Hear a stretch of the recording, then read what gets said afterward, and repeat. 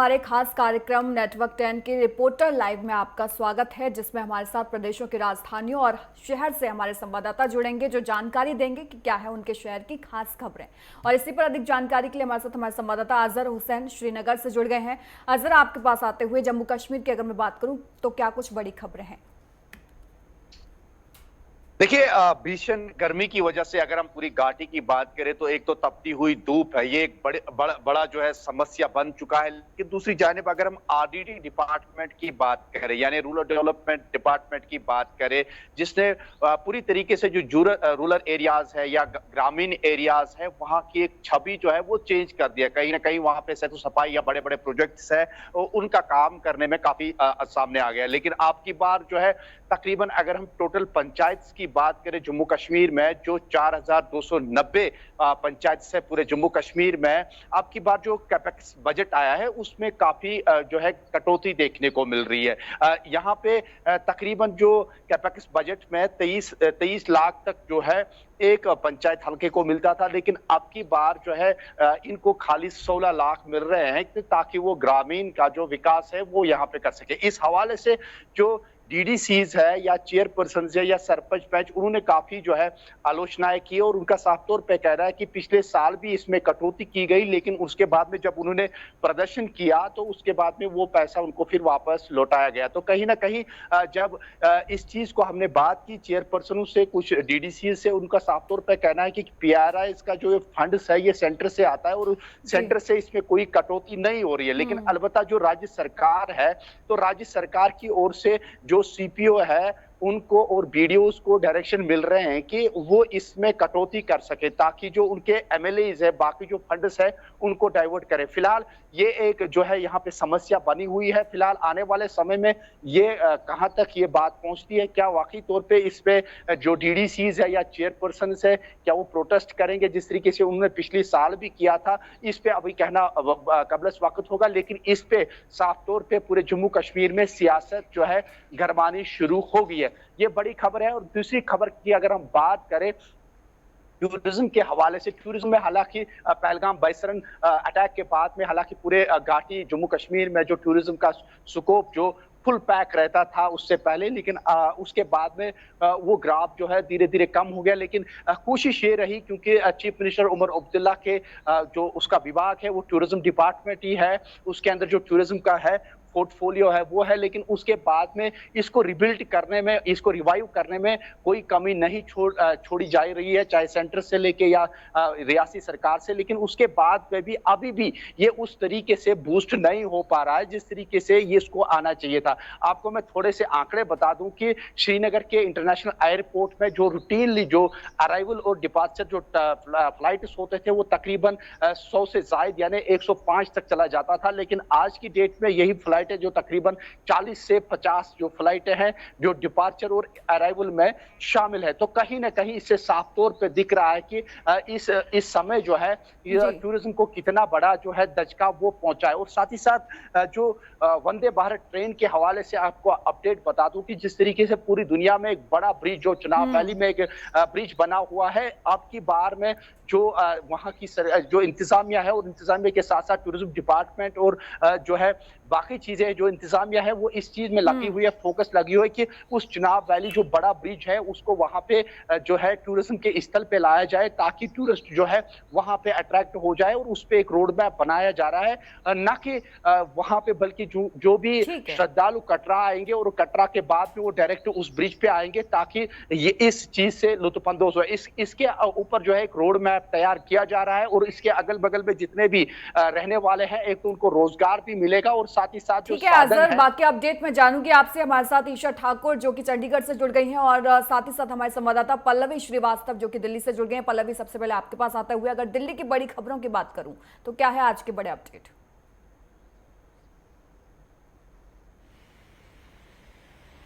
देखिए भारती, अगर बताते चले जिस प्रकार से दिल्ली की प्रमुख खबरों पे, तो अभी दिल्ली में जो गर्मी है बहुत ज़्यादा पड़ रहा है। उसके जो तापमान है वो 45 डिग्री के पार जाते हुए दिखाई दे रहे हैं। और वहीं आईएमडी ने एक राहत भरी खबर भी दी है और आईएमडी का स्पष्ट तौर पे कहना है कि आज शाम को हल्के बूंदाबांदी के साथ बारिश हो सकता है और कहीं ना कहीं दिल्ली वालों को गर्मी से जो है वो निजात मिलता हुआ आज शाम को या मॉर्निंग में देखने को मिलेगा। साथ में अगर आपको बताते चले कि आईएमडी ने ये भी बताया है कि 10 दिन बाद मानसून भी दिल्ली में आ सकता है, क्योंकि जिस प्रकार से अभी भीषण गर्मी पड़ रहा है इससे लोग काफी परेशान हैं। और जिस प्रकार से अगर मानसून आएगा, अगर बरसात होगी, तो इसको लेके काफी दिल्ली वालों को और भी आसपास के जितने भी इलाके हैं उन सभी लोगों को राहत मिलता हुआ दिखाई देगा, क्योंकि दिल्ली में अभी जो तापमान है वो 45 डिग्री के पार जा चुका है। और दिल्ली में अगर बात करते चले, रेड अलर्ट लागू कर दिया गया है, क्योंकि अभी अगर बताते चले येलो अलर्ट जो होता है वो 40 डिग्री सेल्सियस तक होता है, ऑरेंज अलर्ट जो होता है वो 42 से 43 डिग्री सेल्सियस तक होता है। पर जब सबसे ज्यादा जो सेल्सियस बढ़ता है तो उसमें रेड अलर्ट को देखा जाता है। तो अभी दिल्ली में 2 दिन से रेड अलर्ट लगा हुआ है, तो इसको लेके दिल्ली में जो लोग हैं वो काफी परेशान होते हुए दिखाई दे रहे हैं। तो अब आईएमडी ने कहीं ना कहीं लोगों को एक अच्छी खबर दी है कि आज शाम को दिल्ली में बरसात हो सकती है, जिसने तापमान में गिरावट आ सकती है। साथ में अगर बात करते चले, दिल्ली सरकार भी मानसून को लेके पूरी तरीके से तैयार होती हुई दिखाई दे रही है। हर जितने भी नाली है, जितने भी पाइपलाइन है सीवर के, उन सभी। ठीक है पल्लवी, आपके पास लौटूंगी। ईशा, आपके पास आते हुए अगर हरियाणा और चंडीगढ़ की मैं बात करूं तो क्या बड़ी खबरें आज की?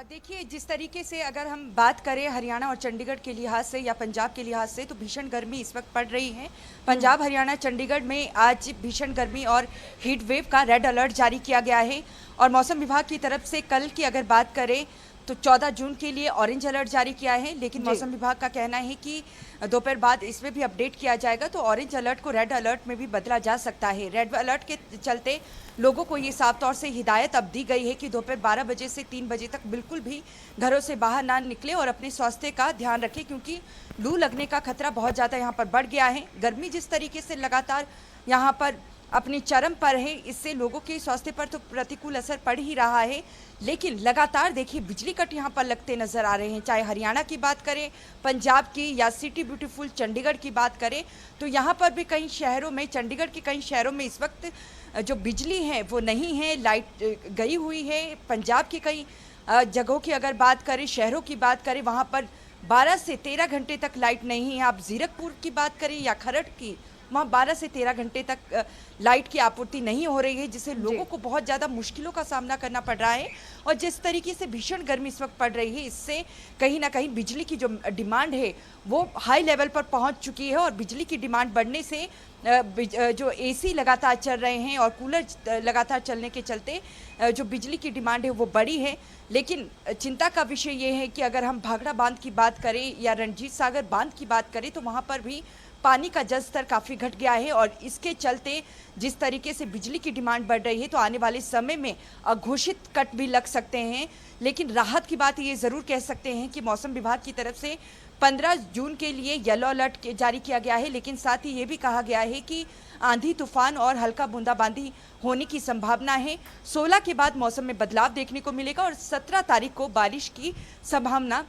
यहाँ पर जताई गई है। दूसरी बड़ी खबर की अगर मैं बात करूं तो देखिए, जिस तरीके से अहमदाबाद में बीते कल विमान हादसा हुआ है, उससे हर किसी को सदमा लगा है। और जो ये दुखदाई घटना हुई है, इससे अगर इसका असर देखिए पंजाब तक देखने को मिला है, वो इसलिए क्योंकि इस घटना में पंजाब बीजेपी के प्रभारी और गुजरात के पूर्व मुख्यमंत्री विजय रूपाणी का भी देहांत हुआ है। और जिस तरीके से लुधियाना विधानसभा उपचुनाव में इस वक्त प्रचार चल रहा है, 19 जून को मतदान होना है, 23 को नतीजे आने हैं, तो पंजाब के प्रभारी के लिहाज से उनके कंधों पर बहुत ज़्यादा कार्यभार था कि किस तरीके से बीजेपी को आगे खड़ा करना है। यहाँ पर आम आदमी पार्टी, कांग्रेस को टक्कर देनी है। लेकिन जिस तरीके से 5 जून की अगर बात करें तो उन्हें 5 जून को लंदन जाना था अपनी बेटी से मुलाकात करने के लिए, लेकिन लुधियाना विधानसभा उपचुनाव के चलते उन्होंने अपनी यात्रा टाली और 12 जून के लिए इसे रखा गया, क्योंकि उनकी पत्नी 5 जून को ही लंदन चली गई थी। तो अपनी बेटी के पास मिलने के लिए उन्हें जाना था,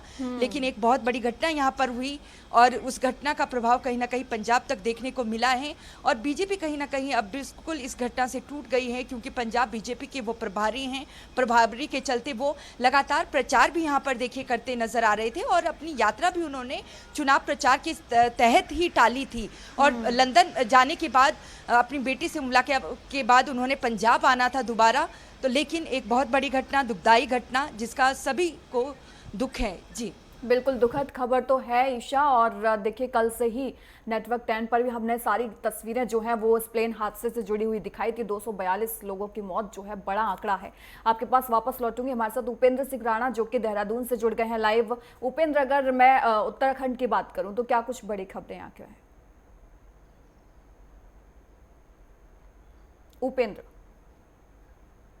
उपेंद्र आपको मेरी आवाज आ रही है?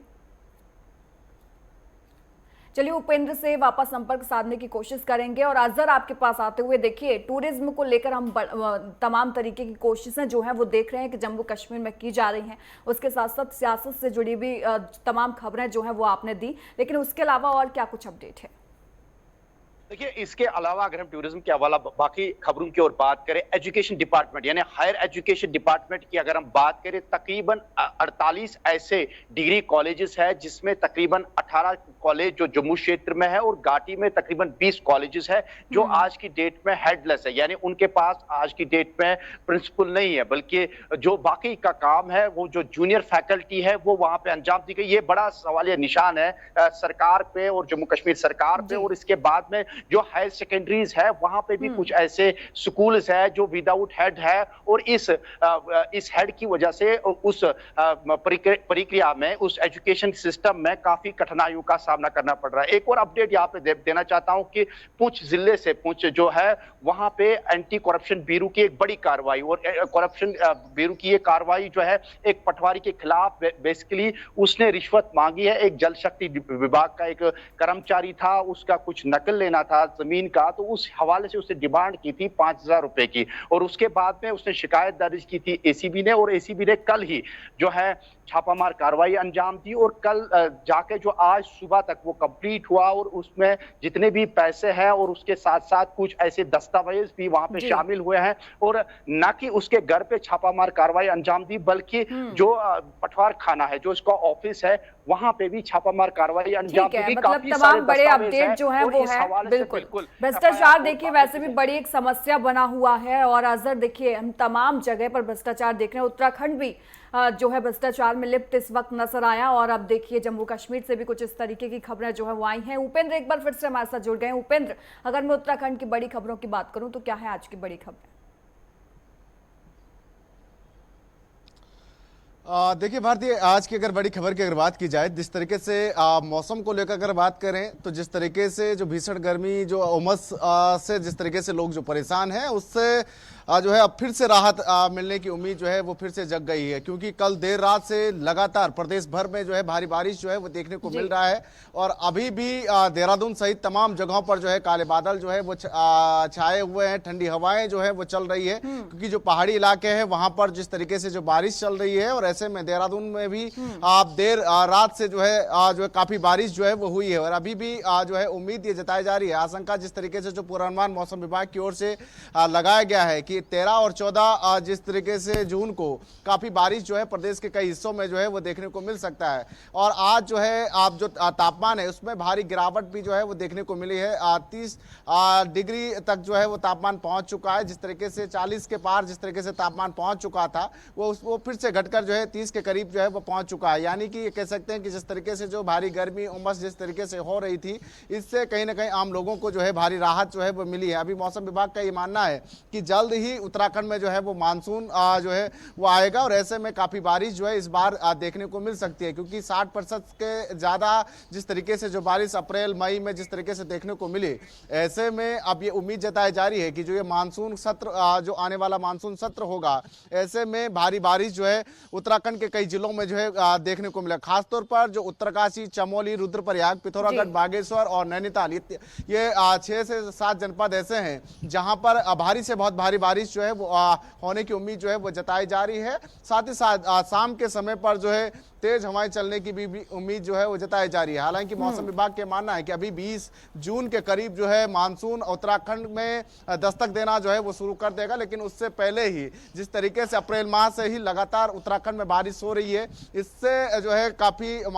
जिस तरीके से तापमान में भारी गिरावट देखने को मिल रही है। साथ ही साथ जिस तरीके से इस बार जो है गर्मी से भी काफी राहत जो है उत्तराखंड के लोगों को जो है मिलती हुई दिखाई दे रही है, क्योंकि अभी जो हाल फिलहाल सिर्फ 1 सप्ताह के करीब जो है सिर्फ गर्मी से जो है 2-4 यहाँ पर आम लोगों को होना पड़ा, लेकिन लगातार जिस तरीके से जो बारिश हो रही है उससे बड़ी राहत जो है यहाँ के लोगों को मिलती हुई दिखाई दे रही है। दूसरी बड़ी खबर की अगर बात की जाए मानसून के लेकर, जिस तरीके से अब मानसून दस्तक देने वाला है और ऐसे में उत्तराखंड की जो भौगोलिक परिस्थिति है, यहाँ पर जिस तरीके से भूस्खलन होता है, पहाड़ों से जिस तरीके से जो पत्थरों का गिरना और ऐसे में सड़क जिस तरीके से टूटना, इन तमाम सारी चीजों का जिस तरीके से यहाँ पर जूझते हैं लोग, इसको लेकर जिस तरीके से पीडब्ल्यूडी विभाग की ओर से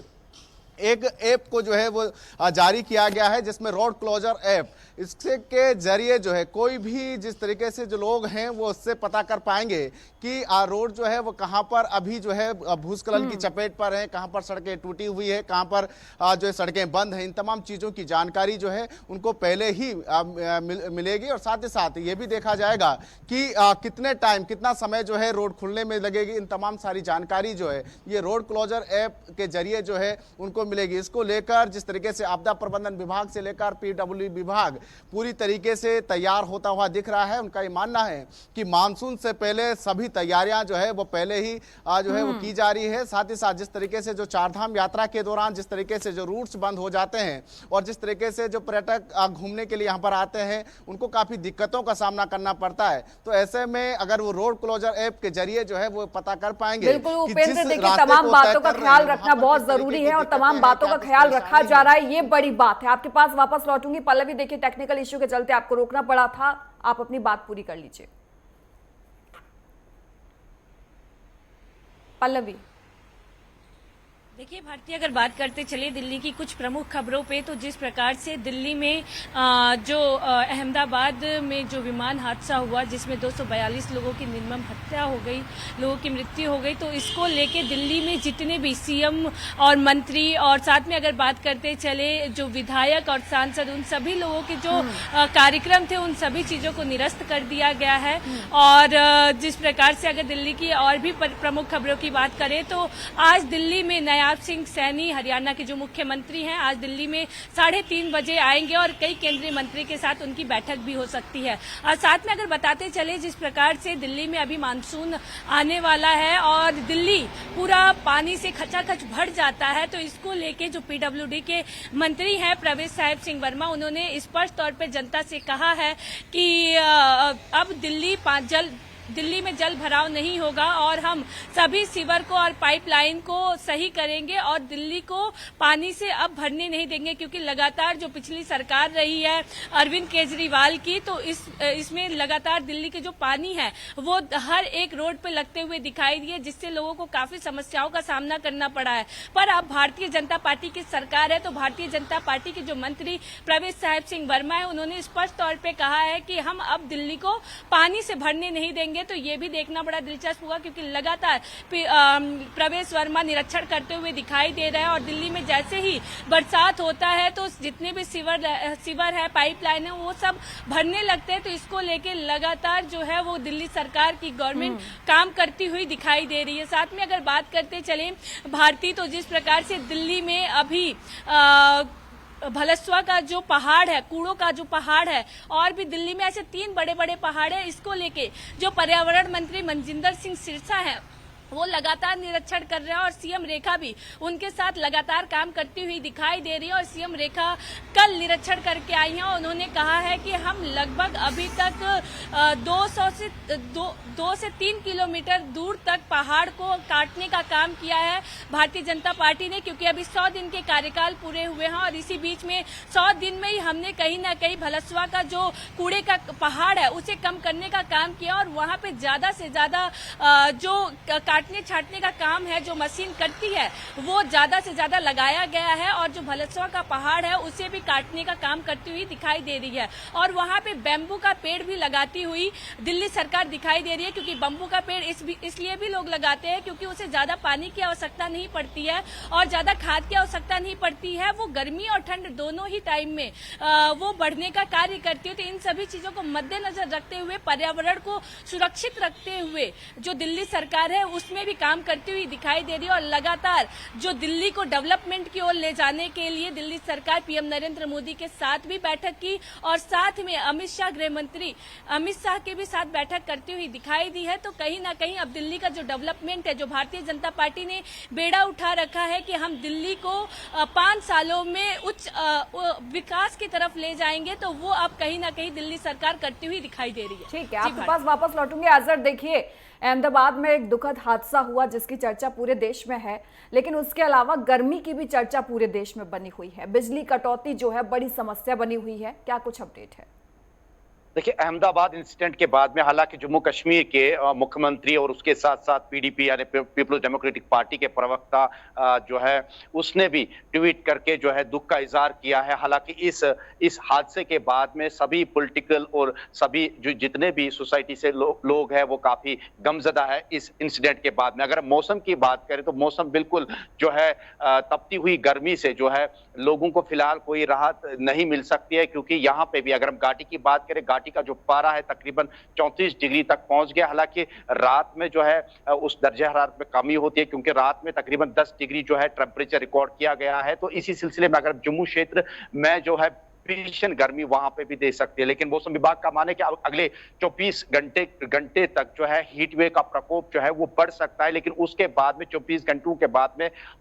हल्की सी बूंदाबांदी हो सकती है कुछ एक क्षेत्रों में, और उसके साथ साथ तेज हवाओं का प्रकोप भी देखने को मिल सकता है। अगर हम आंकड़ों की बात करें, काजीकोंड जो है गेटवे ऑफ कश्मीर जिसे कहा जाता है, वहां पे भी तकरीबन 34 डिग्री जो है तापमान रिकॉर्ड किया गया है। इसी तरीके से कुकरनाग जो कि एक पर्यटक स्थल है, वहां पे भी 35 डिग्री जो है टेम्परेचर रिकॉर्ड किया गया। तो कहीं ना कहीं ये आंकड़े साफ तौर पे दिखाई दे रहे हैं। जो कुकरनाग जो सबसे जो पर्यटक स्थल थे, काफी ठंड रहते थे, आज की डेट में नियर अबाउट जो है 27 तक जो टेम्परेचर है वो रिकॉर्ड किया जाता था, लेकिन अब की बार वहां पे भी जो है गर्मी का प्रकोप देखने को मिल रहा है। इसी तरीके से अगर हम जम्मू क्षेत्र की बात करें तो कटरा में जो माता वैष्णो देवी कटरा के क्षेत्र में जो रिकॉर्ड किया गया है टेम्परेचर तकरीबन 40 डिग्री जो है तापमान वहां पे रिकॉर्ड किया गया है। इसी तरीके से कटरा के बाद में अगर हम सांबा या बाकी क्षेत्रों की बात करें जम्मू के, तो वहां पे भी 40 डिग्री जो है वो रिकॉर्ड किया गया। तो कहीं ना कहीं इस भीषण गर्मी की वजह से